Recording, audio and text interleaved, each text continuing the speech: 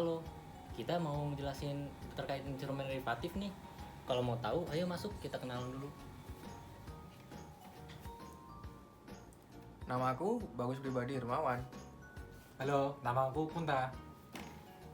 Oh hai, namaku Tarina Madianti. Nama aku Didan. Kalau mau tahu, kalau kepo, simak terus ya.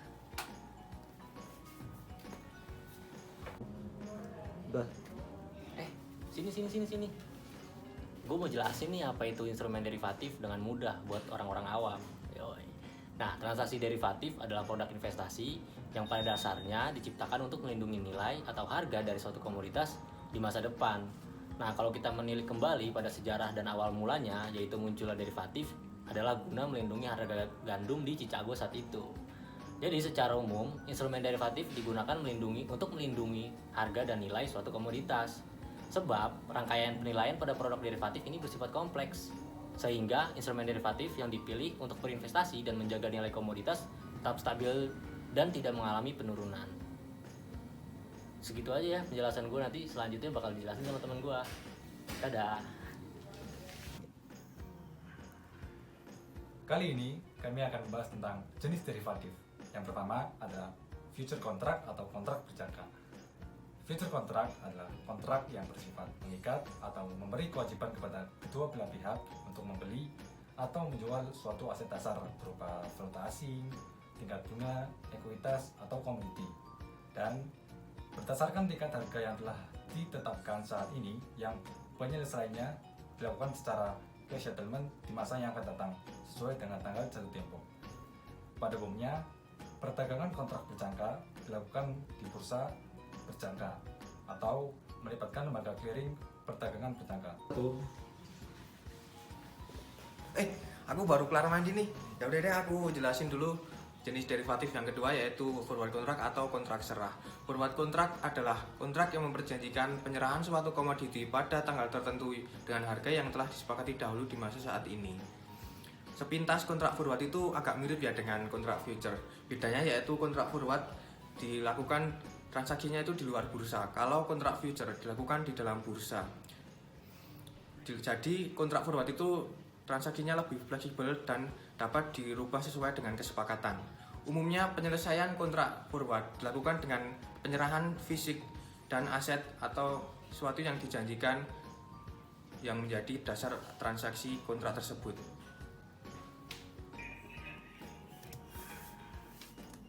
Nah, yang ketiga, gue mau jelasin tentang option kontrak atau kontrak opsi. Nah, gampangnya, kontrak opsi itu adalah kontrak di mana salah satu pihak setuju membayar sejumlah imbalan kepada pihak lain untuk suatu hak untuk membeli atau menjual item tertentu. Bisa berupa komoditas, instrumen keuangan, atau instrumen ekuitas pada harga dan periode yang sudah ditentukan. Kepada pihak lainnya, kontrak opsi dibagi dua, yaitu opsi jual atau put option dan opsi beli atau call option.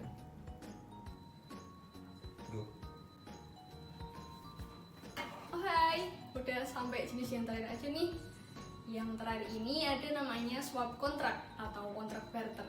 Definisi dari swap contract sendiri merupakan gabungan dari transaksi spot dan forward, yaitu transaksi pertukaran dua valuta melalui pembelian atau penjualan tunai, atau spot dengan penjualan, atau pembelian kembali secara berjangka, atau forward yang dilakukan secara simultan dengan bank yang sama dan pada tingkat premi atau diskon dan kurs yang dibuat dan disepakati pada tanggal transaksi.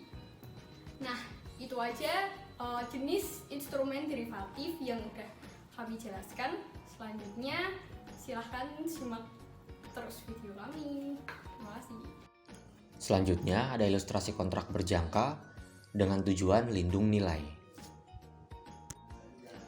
Pak Andi adalah seorang pengusaha minyak goreng curah kecil-kecilan, di mana salah satu bahan utama dari produknya adalah kelapa sawit. Mengingat selama tahun 2021 hingga awal 2022, harga kelapa sawit sangat tidak stabil. Pak Andi disarankan oleh Bagus selaku akuntan dan manajer keuangan kepercayaannya untuk membeli kontrak berjangka yang underlying asetnya adalah kelapa sawit agar usaha Pak Andi bisa mencapai estimasi laba yang sudah dibuat pada awal tahun bersama manajer keuangannya dan agar kegiatan usaha Pak Andi bisa dikendalikan agar going concern. Akhirnya, pada 1 Maret 2022, Pak Andi setuju untuk membeli kontrak berjangka kelapa sawit untuk lindung nilai. Kontrak berjangka tersebut isinya mewajibkan Pak Andi untuk membeli kelapa sawit dengan harga 3.000 per kilogram sawit dengan sebanyak 10 ton. Karena untuk lindung nilai, kontrak berjangka yang dipilih adalah berjenis penyerahan fisik. Pak Andi juga harus menyetor atau mendepositkan margin awal sebesar 5% dari total kontrak berjangka sebagai jaminan jika terjadi gagal serah. Waktu berlalu, tibalah pada settlement date tanggal 1 Juni 2022, di mana Pak Andi wajib menyelesaikan kontraknya, yakni membayar 30 juta ke bursa untuk mendapatkan penyerahan fisik kelapa sawit sebanyak 10 ton. Ternyata benar saja, harga pasaran sawit ketika settlement date menembus 8.000 per kilo. Artinya, Pak Andi berhasil dalam lindung nilai kelapa sawit yang menjadi bahan baku utama untuk membuat produk dari usahanya. Mengapa berhasil? Karena Pak Andi hanya perlu membayar 30 juta untuk mendapatkan 10 ton kelapa sawit, yang ketika itu harganya menembus 8.000 per kilo. Dan jika dihitung, dalam 10 ton menembus 80 juta. Selanjutnya ada ilustrasi kontrak berjangka untuk spekulasi atau trading untuk mencari capital gain. Pak Rudi adalah seorang investor ulung dan spekulan. Dia suka investasi untuk mencari capital gain atau zaman sekarang dikenal sebagai trading. Pada tanggal 1 Februari 2022, Pak Rudi membeli kontrak berjangka dengan harga biji besi sebagai nilai acuannya. Di dalam kontrak tertulis bahwa Pak Rudi wajib menyerahkan uang sebesar 10.000 per kilogram dikali 1 ton biji besi atau 10 juta pada tanggal 1 Mei 2022. Serta dia wajib mendepositkan 1 juta di awal kepada broker sebagai jaminan atau premi jika terjadi gagal serah.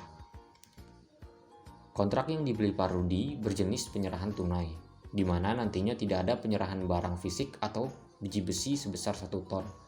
Melainkan hanya penyerahan total rupiah dari harga biji besi senilai 1 ton antara Pak Rudi dengan broker, di mana Pak Rudi wajib menyerahkan total harga biji besi yang sudah disepakati, yakni 10 juta, sedangkan broker wajib menyerahkan rupiah sebesar total harga pasar biji besi dikali 1 ton pada settlement date. Ternyata pada 1 Mei, harga pasar biji besi turun menjadi 8.000 per kilogram. Pak Rudi yang terlanjur berspekulasi bahwa harga biji besi akan terus meningkat, merasa rugi karena ia wajib menyerahkan uang senilai 10.000 dikali 1 ton yakni 10 juta ke broker. Dan broker hanya perlu membayar 8 juta kepada Pak Rudi karena harga pasarnya 8.000 per kilogram. Artinya Pak Rudi rugi 2 juta atas kontrak berjangka ini. Selanjutnya adalah ilustrasi dari option kontrak. Option kontrak merupakan kontrak resmi yang memberikan hak tanpa adanya kewajiban untuk membeli atau menjual suatu aset pada harga tertentu dalam jangka waktu tertentu. Yang pertama adalah call option atau hak membeli. Sebagai contoh, Pak Budi merupakan pengusaha keripik pisang dan kentang di Jalan Ceker. Untuk mengantisipasi kenaikan harga minyak goreng, Pak Budi membeli call option dengan nilai Rp100.000. Dengan hak membeli tersebut, Pak Budi berhak membeli 200 liter minyak goreng dengan harga Rp14.000 per liter. Apabila Pak Budi mengambil hak membeli minyak tersebut, maka biaya yang ditanggung oleh Pak Budi antara lain yang pertama, hak opsi tersebut yakni Rp100.000 per 200 liter atau Rp500, dan harga beli minyak yakni Rp14.000, sehingga total biaya yang ditanggung oleh Pak Budi adalah Rp14.500. Berikut adalah tabel prediksi harga minyak goreng per liter. Pada saat harga pasar minyak goreng adalah Rp17.000, maka Pak Budi akan mencatatnya dengan cash Rp500.000 pada call option Rp100.000 dan gain on call option Rp400.000. Kemudian apabila harga pasar minyak goreng adalah Rp13.000 per liter, maka Pak Budi dapat membatalkan atau tidak mengambil hak opsi tersebut. dan mencatat jurnal loss on call option Rp100.000 pada call option Rp100.000. Kemudian put option atau hak untuk menjual. Sebagai contoh, Pak Slamet adalah seorang pengusaha perkebunan karet. Pak Slamet memutuskan untuk berspekulasi atas harga karet per kilogram dengan membeli opsi jual atau put option 500 kg karet dengan nilai Rp1 juta. Pak Slamet berhak menjual karet mentahnya dengan harga Rp13.000 per kilogram. Apabila Pak Slamet mengambil hak menjual karet tersebut, biaya yang ditanggung oleh Pak Slamet adalah yang pertama harga opsi, yakni Rp1 juta dibagi 500 atau Rp2.000.